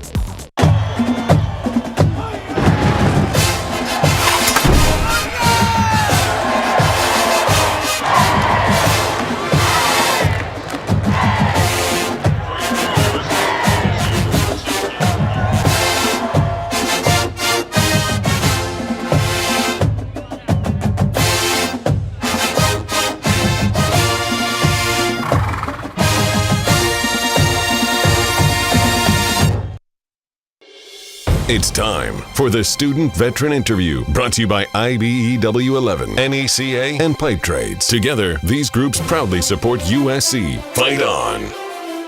I've got Chase Hosey for this week's Student Vet Interview. Chase, thank you so much for joining us. You served in the U.S. Navy out of Coronado. You've been deployed overseas. Tell us about your service and what you've done for the Navy. Sure. I was a Navy EOD tech for 6 years. I deployed to Dubai in support of the global war on terrorism, doing diving on ships. And then I deployed to Korea in support of U.S. Special Operations Command, just doing interoperability training with Korean allies. And now you're attending the USC Viterbi School, getting a degree in mechanical engineering. I mean, you're a smart guy. What do you plan to do with the degree? I would like to get into, I think, product management. I haven't really decided post grad school what I want to do exactly. Well, you're a local guy. You're from Fullerton, so you know all about the USC-UCLA rivalry. What's your prediction for today's game? I'm going to predict 21-49 USC wins. My dad would kill me because he worked at UCLA. Oh, okay. Well, that's the beauty of this rivalry, right? Is that even within families, we got to draw battle lines on a day like today. Well, thank you so much. I like that score prediction, and thank you so much for your service. Chase Hosey is this week's Student Vet. While you...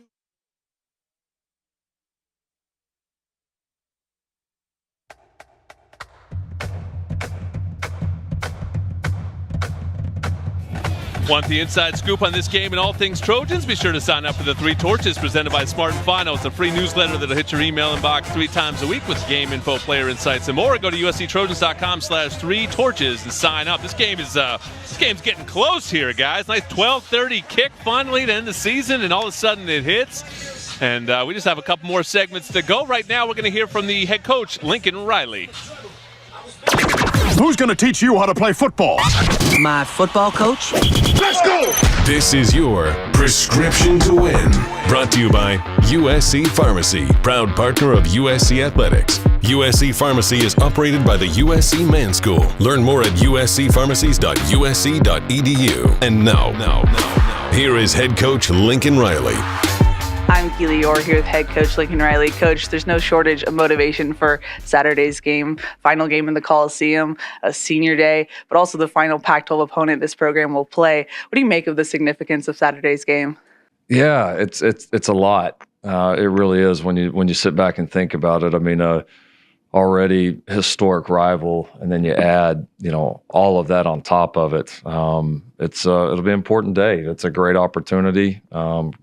A great way to close the regular season with so many things and so many great reasons to play for. And I think, chief among those for us is, the last game for our seniors here in the Coliseum, last game for this team here at the Coliseum. And, these are games that these guys, this roster will remember, forever. And I think being able to go out and play well, to find a way to win and have a great memory, turn this into a great memory is very important to this roster. Something both coaches and players have noted this week specifically about this team is the fight that this roster has. I know roster construction is so important to you. What can you say about what this team has been able to do as far as just on the fighting perspective? Yeah, we've been really resilient. I mean, we've had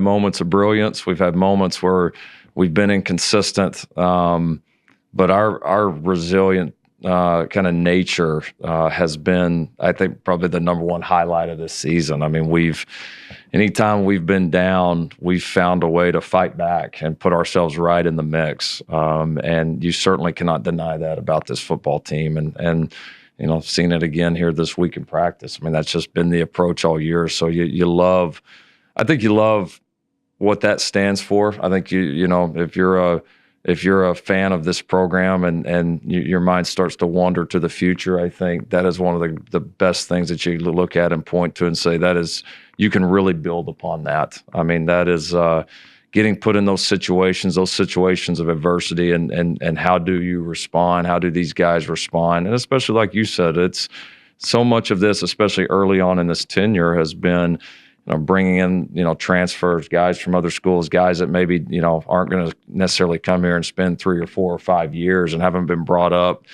maybe from the ground up as a USC Trojan.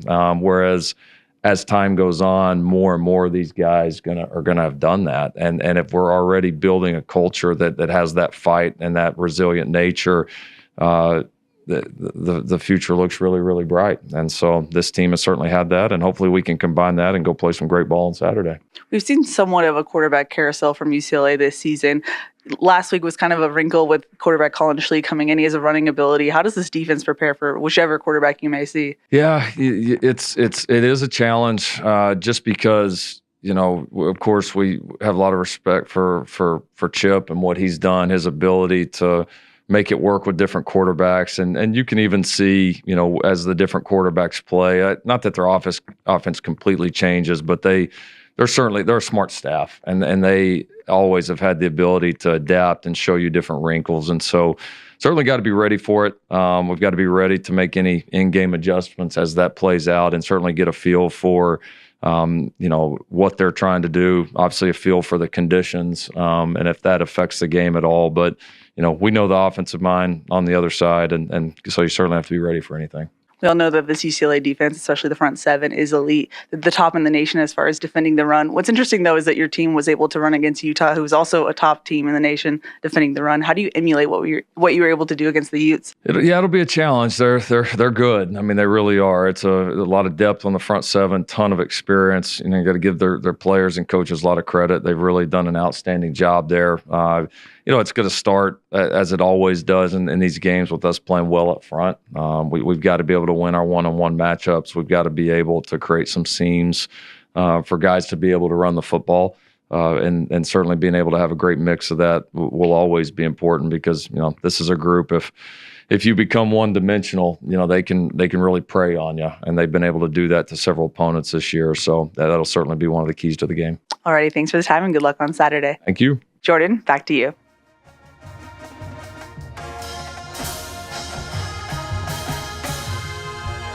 He mentioned the conditions. So far, the rain has held off, but I'm starting to see a few drops in front. But I'm not entirely sure it's going to have a huge effect on the game.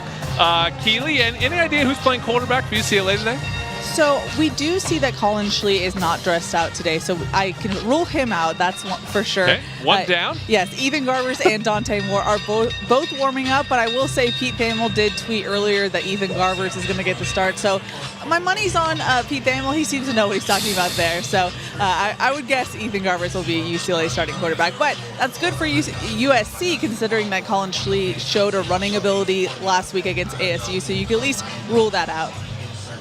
Yeah, Ethan Garber's the most veteran of all of those players. And defensive backs for USC, it does seem, Keely, like the Trojans are going to get a boost at that position today. Yeah, definitely. We have seen Jalen Smith warm up. He was out last week, so that will help USC with their secondary, specifically at nickel. We have seen Eric Gentry dressed out as well. I know you mentioned DBs, Jordan, but I thought I would throw that in there. And as you mentioned earlier in the show, Jacoby Covington is in full pads for the first time in several games, so that definitely is a boost there at that corner position as well. Yeah, Eric Gentry's important because they announced, or I saw on somebody announced that Rayshon Davis sounds like he's done for the season. So, it's getting a little lean there at the linebacker spot. So if Gentry could return, that would be big. One lesson I have, Sean, from last season, I went into the bowl game last year thinking, doesn't really matter. I'm not a big bowl game guy. I was wrong in terms of the overall temperature of the fan base and the way the offseason went. It mattered. I think today matters, even though it doesn't necessarily matter in the record context. It matters, and the bowl game will still matter to me in terms of finishing the season on a positive note. Well, this game will always matter. So we always, no matter what happens, what the season's at, the Bruin game will always matter. The bowl game, sometimes you can be up or down on it, but I think this year with the way things are headed and the change that we made at DC, I think the bowl game would be important as well. All right, guys, we got one final segment to come. This is the Trojan Tailgate Show presented by YETI.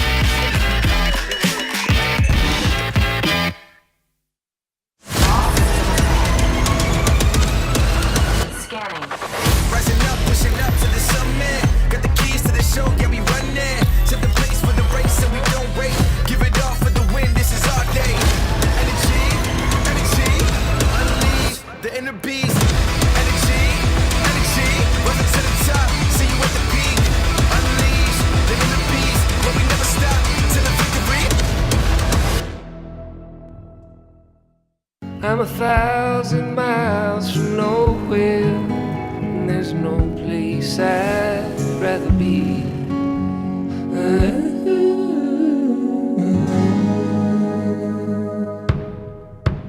I'm 1,000 miles from nowhere, and time don't matter to me, 'cause I'm 1,000 miles from nowhere.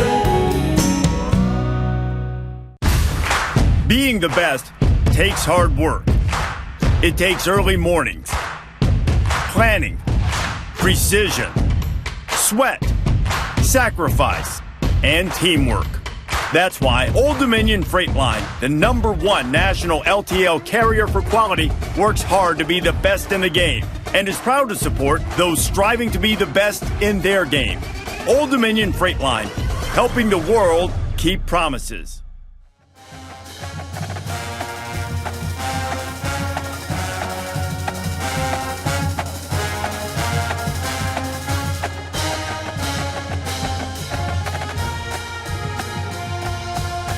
One final segment of the Trojan Tailgate Show presented by YETI. One final segment of our live show here at the Coliseum for this season. This is certainly my favorite 90 minutes of the week. Love hanging out with these guys. Thanks, Jordan. We love that you guys are out there. Our audience has grown over the years. So, yeah, we really appreciate it. If you have any complaints, Sue is very active on Twitter, so you can tweet at him. Please complain to me. Please complain. Let's get to our Old Dominion Best in the Game picks. The best in the game is brought to you by Old Dominion Freight Line, official freight carrier of USC Athletics, helping the world keep promises. Sean still leads by 1. We have 2 games to go. I don't know. We got to figure out a prize here. But let's start with let's get to Keely's pick. As her pick will go first here. Keely, like me, has 0 wins on the year, so we're just trying to get on the board, and she's going with Big Bear today. One of those 5 stars up front that Max was talking about. Some of those small guys that Jordan's talking about. Go ahead, Max, your pick. I got one of the big receivers on this team, Deuce Robinson. I strategically planned this, right? You run out of playmakers a little bit at the end of the season. You got to get the guy that is peaking, that's on that trajectory. His usage has increased week after week. Tonight's going to be Deuce Robinson's night. Sua, both Max and Sua are 1 down to Sean, so this is for the tie. Controversial. I went sentimental, and because it's senior day, I'm going with a senior, and I feel like he's going to get the ball a lot. I feel like he's due the rock, especially on the last game of the season in his Trojans jersey, Mr. Austin Jones. He's going to go ahead and go 2 tubs, maybe 85 yards around there, and get the job done. Sean? Well, I think me and Sua played it wrong. We're both choosing a running back in a game where I think they're going to throw the ball. I'm just out of picks. I didn't know who else. I mean, I'd love for Marshawn Lloyd to go crazy today. I don't against this defense. I don't know. I was just kind of out of picks, Jordan. I got a receiver though, baby. Maybe I'm going to get on the board. Save the best for last. I got Taj Washington. Oh, yeah. I do kind of think Brendan Rice might go off too. So I was debating between Brendan and Taj, but this is Taj the senior day. He's been the man, averaging over 100 yards per game over the last 4. So Taj Washington celebrates senior day with another 100-yard game and a touchdown. Hey, this is it, Sean. Did we improve your mood at all, man? It's USC, UCLA. Are you ready to go now? I'm ready to go. I'm still angry because I want to beat the Bruins, but now you guys got me in the right mind. Let's do it. Sean to the booth. Sewell will be on the post-game show. Max is just going to hang out. I'm just going to hang out. Be a fan. It's USC, UCLA, the Crosstown Showdown, and it's next on the USC Trojans Media Network. That's the final whistle on the tailgate. Hope you paced yourself. Not pacing myself at all. I'm going to. Ladies and gentlemen, please direct your attention to the video board for an important announcement about stadium emergency procedures. In the unlikely event of an emergency, you may be directed or required to evacuate. Please follow instructions and proceed in an orderly fashion to the nearest exit. Please note that this exit may be either above or below your seating location. If the nearest exit is below your seat location and is the field itself, you should proceed on to the Coliseum field and exit through either the Coliseum tunnel to the west or the peristyle end to the east. The peristyle steps are available for emergency exiting. If the closest exit is above your seating location, please proceed to the nearest exit tunnel. If exiting through one of the upper tunnels, please then access the nearest staircase to street level. Do not walk along the upper concourse. Once outside the seating area, vacate the Coliseum immediately via the nearest gate. Guests seated in the 200 and 300 levels of the Scholarship Club Tower will locate emergency exit stairs at each end and center of the building. Please exit to the concourse level and immediately proceed outside to the nearest gate. Guests seated on the 400, 500, 600, and 700 levels of the Scholarship Club Tower access emergency exit stairs at each end of the building and proceed to the upper concourse. Please then access the nearest staircase to street level and exit the nearest gate. Please proceed as directed in a calm, orderly fashion. We thank you for your attention. If a picture can be worth 1,000 words, then what is the value of an opportunity? One that is distinctive, unique, and dare I say, once in a lifetime. The opportunity to compete for championships. The Trojans of USC Earn a world-class education. Live in one of the world's greatest cities. Play in the NFL. But what endures beyond the field when helmets are laid to rest and the lights dim? Moments are gonna be gone too fast, man. Enjoy them. It's never been about a single play.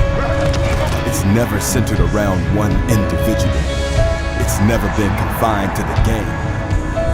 It's about the players, what they aspire to be, what they shall achieve. It's about the team, a family bound by loyalty and strength. It's about the faithful fans, a nation united, hearts ablaze with pride. It's more than a mere dream.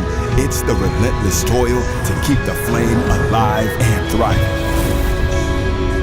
If an opportunity holds this amount of value, imagine what experiencing it can do. Ask yourself, how much do your dreams mean to you? Choose to be great? Choose USC.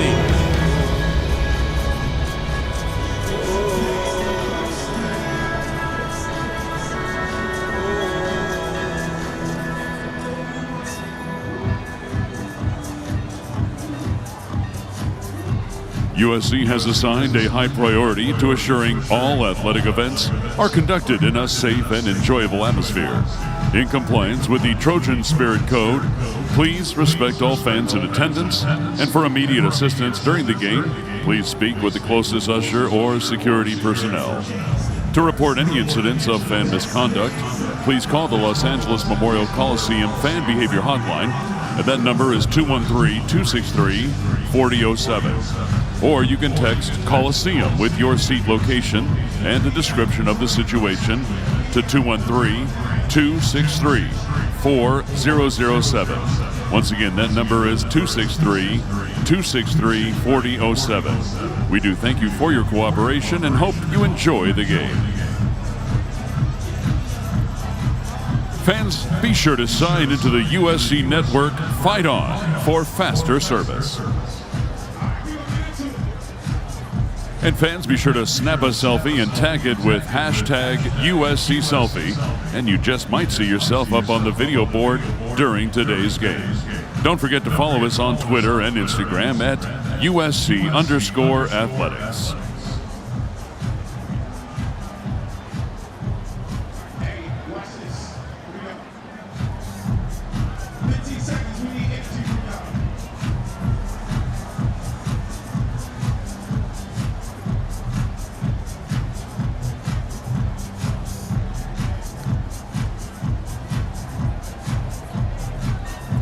And now, let's take it down to our DJ booth as it's time to feed the beast with Monster Energy and DJ Mulski. What's up, family? It's your boy DJ Mulski. Who's excited to be here? Who's ready to get the win? If you're ready to get the win, make some noise right now. I'm in my Monster Energy booth. I'm gonna be playing all the jams all day long, all right? I need you guys excited. Are you ready? If you're ready, let me hear Fight On. Yes, we're gonna have a great time all afternoon long. Who's ready to beat UCLA? All right, man. We need you excited, loud and proud. If you got a request, hit me at DJ Mulski, and we got you, man. One time, let me hear you say, fight on! Let's get a win.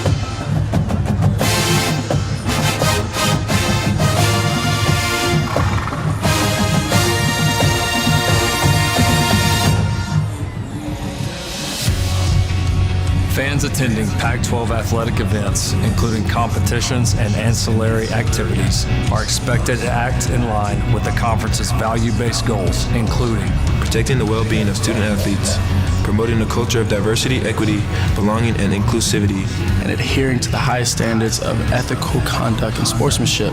Thanks, fans. Now let's all enjoy the game. Fight on.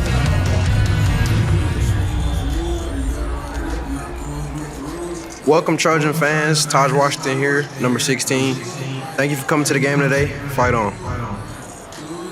Hey, Trojan fans. It's Anthony Lucas. Welcome to the Coliseum. Fight on. Hey, Trojan fans. Jonah Monheim here. Thank you so much for coming to the Coliseum and showing us your support. Fight on.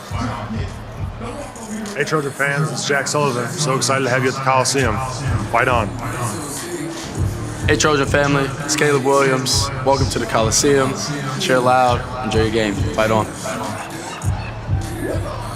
Ladies and gentlemen, welcome to the United Airlines field at the Los Angeles Memorial Coliseum for today's matchup featuring the visiting UCLA Bruins and the home team, your University of Southern California Trojans, home of 135 national championships.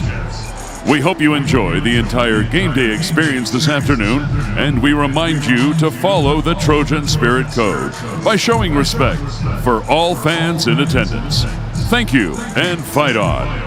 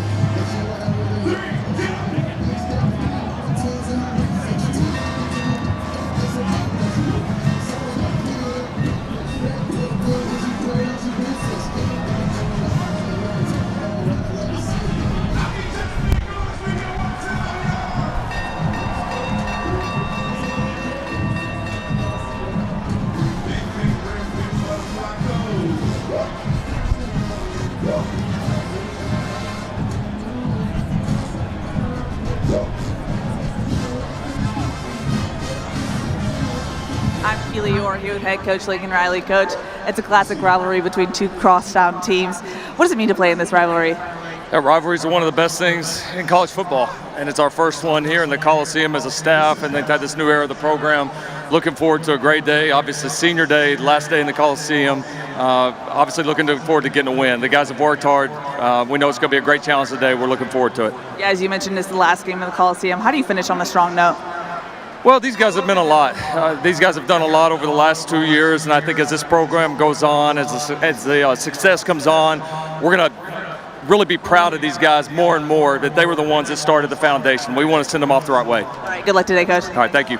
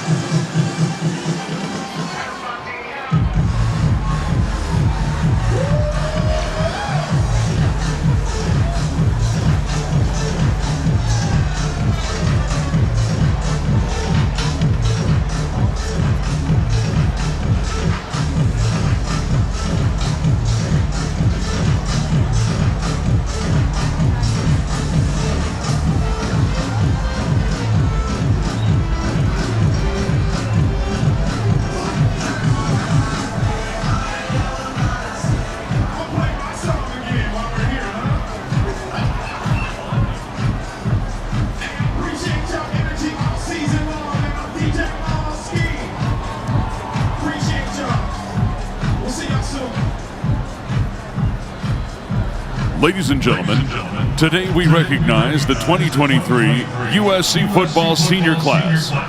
Joining us on the field is the Trojan Football Alumni Club as they form the Heritage Tunnel, consisting of USC football alumni and members of the Trojan family.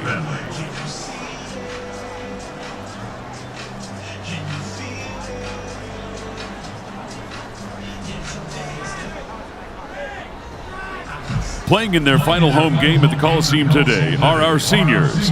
Number 93, Sinjan Astani.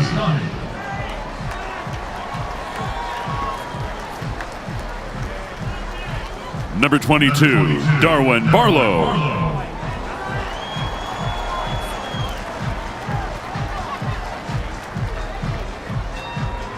Number 92, Keon Bars.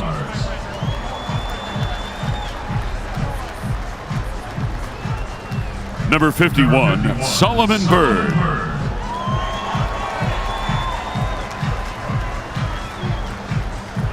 Number 39, Jack Casasante.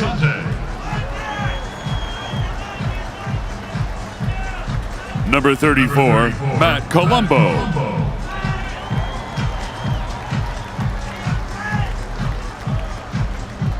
Number 57, Justin Dedich.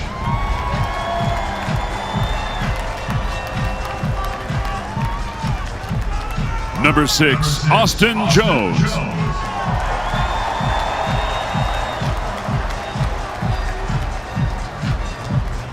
Number 52, Jarrett Kingston.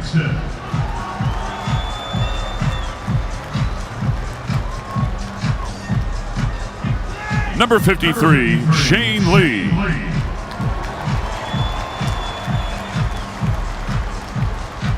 Number 35, Michael McAllister.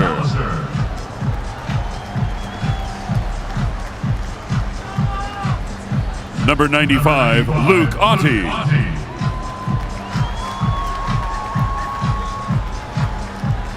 Number 2, Brendan Rice.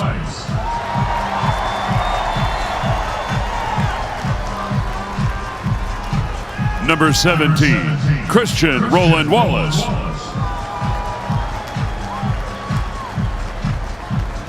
Number 36, Will Rose.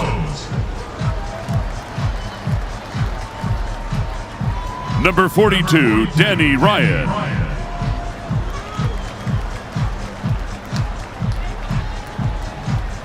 Number 40, Ty Shamblin.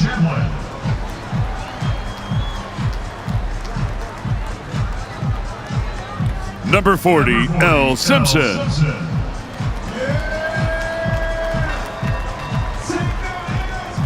Number 42, Aiden Sleep Dalton.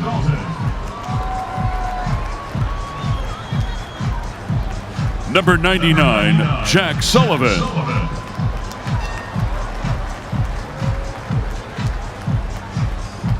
Number 47, Stanley Taufo'o.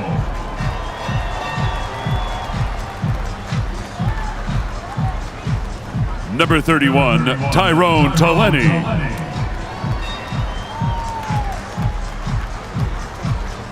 Number 30, Chris Thompson Jr.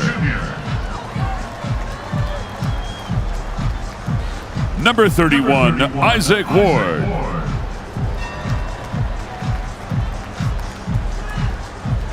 Number 16, Taj Washington.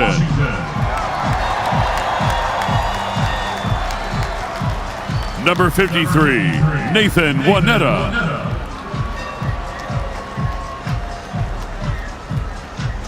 Number 4, Max Williams.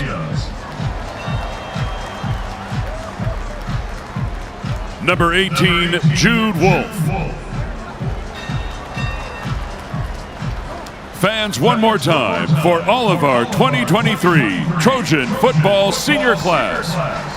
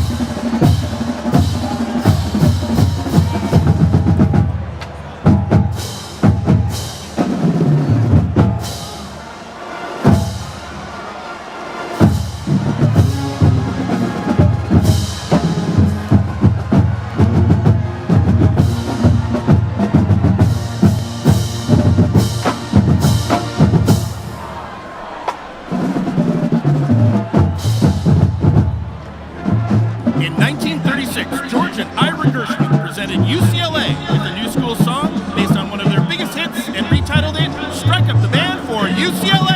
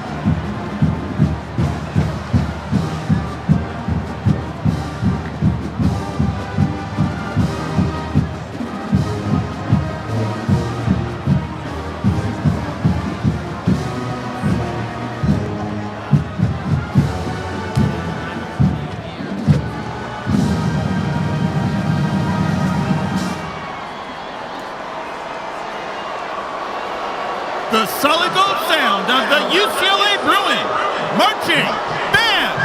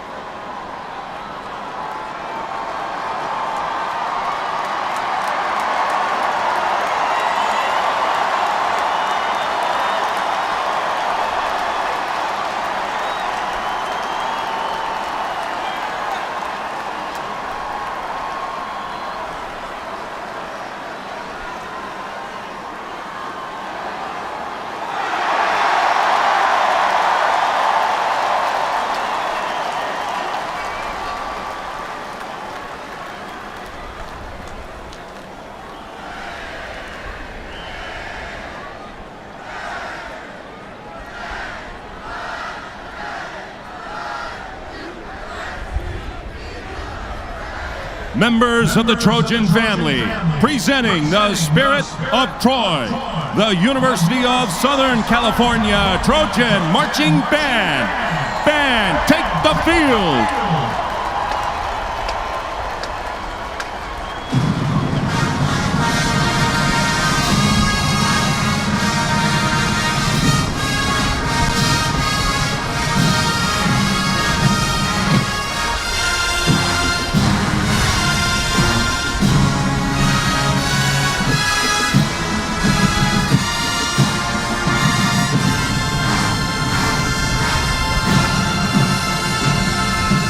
With drum major Jacobo Herrera, twirler Emily Tutnick, and the SC Silks.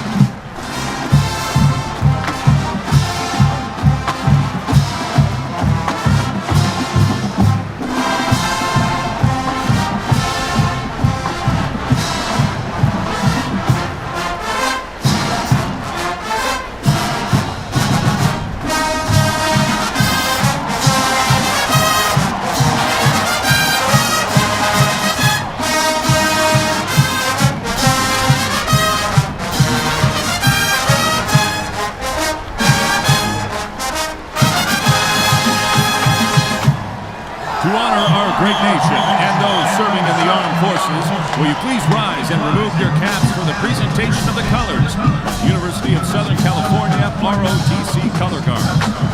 Joining the color guard on the field is a representative of the SoCal Pipe Trades, CPMCA, and IBEW NECA of LA County, proud supporters of USC athletics and our military veterans.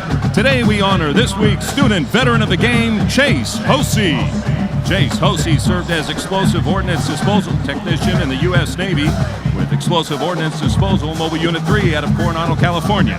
Hailing from Fullerton, Chase deployed to the Middle East in support of the global war on terrorism and again to Korea to support U.S. Special Operations Command Korea. He attends the mechanical engineering program at USC Viterbi. Please join us in welcoming Chase Hosey as our student veteran of the game and thanking him for his service. And please remain standing and join in singing as the Trojan Marching Band, under the direction of Dr. Jacob Vogel, plays our national anthem.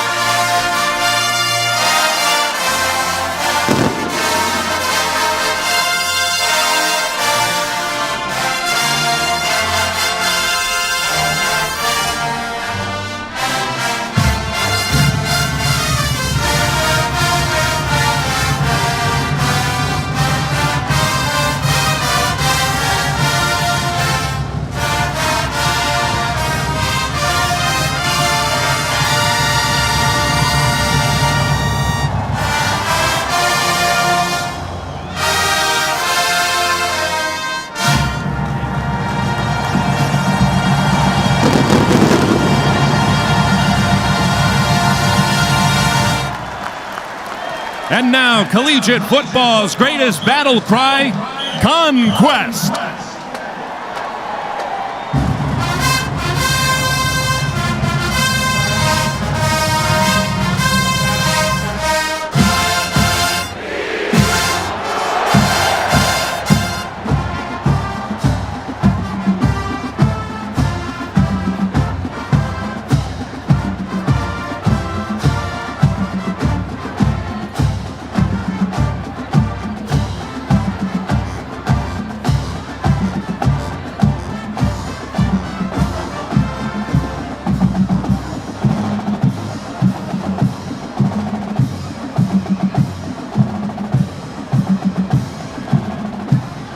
And ridden by Dana Canstel, here is the Trojans' mascot, Traveler.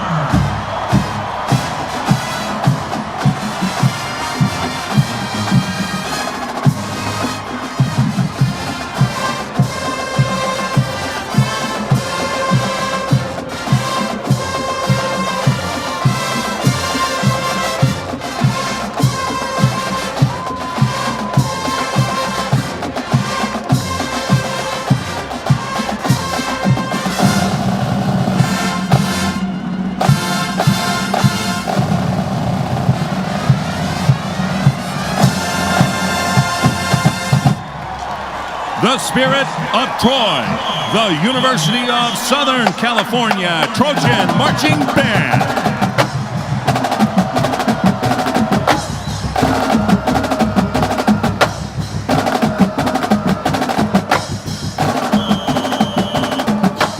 Trojan fans, here are today's Audi keys to the game.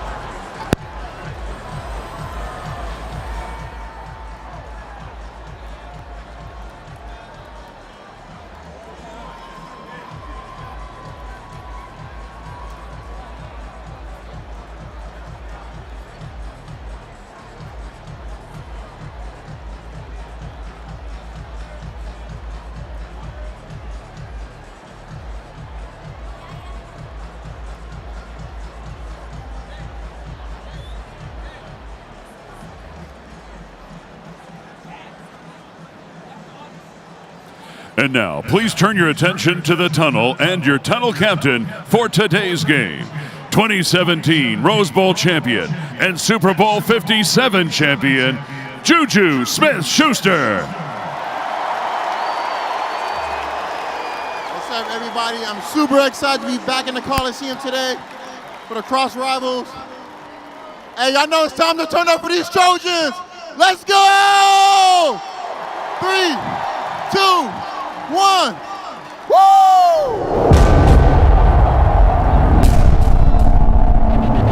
You have to eat the dream. You have to sleep the dream. You have to dream the dream. You gotta be possessed with the dream. The dream. As I walked through the valley with my ladder and flex, when they all thought we was finished, they was laughing at that. So I went and bought me a dart and flipped the head to the back.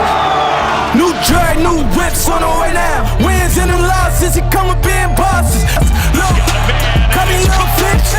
Try to turn my lights out, I'm still lit. Streets colored and they said they was some real. Young boy looking like he hit a real lick. We bring the wall, I just wanna shine like my hood. Put it on the time, let it hit.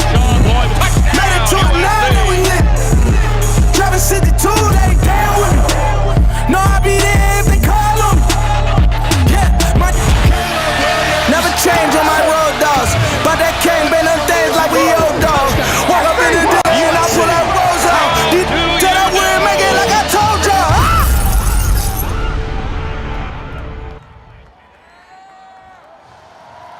Now taking the field, your USC Trojans.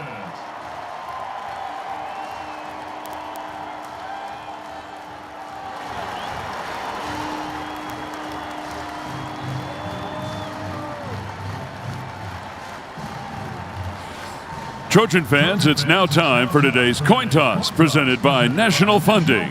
Today's captains are number 13, Caleb Williams, number 57, Justin Dietich, number 79, Jonna Monheim, number 53, Shane Lee, and number 13, Mason Cobb.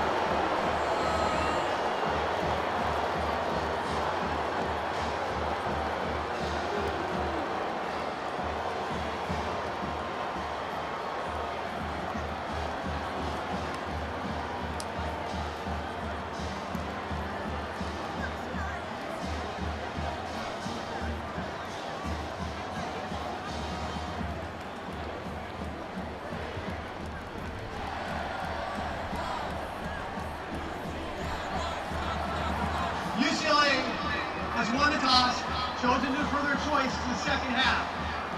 USC will be receiving at this end of the field.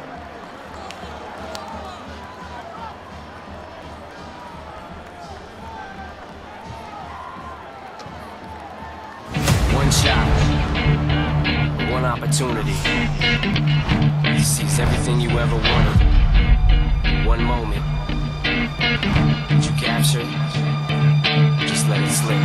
Yo.